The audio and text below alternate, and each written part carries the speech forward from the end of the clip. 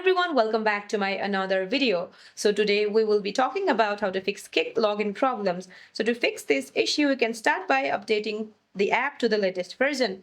Just go to your Google Play Store or Apple Play Store and then find Kik live streaming. And if you see an update option available here, just tap on update to get the latest version.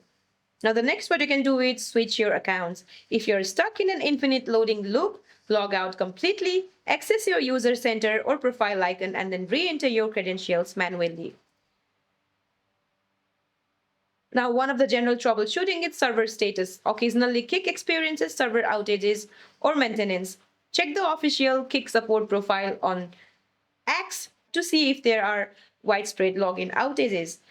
Now, if you're linking your account to a third-party service and it fails, go directly to the official Kik website, log in, and ensure your profile is fully set up with a username and date of birth. So that's it for this video, guys. I hope this video helped you. See you in my next one.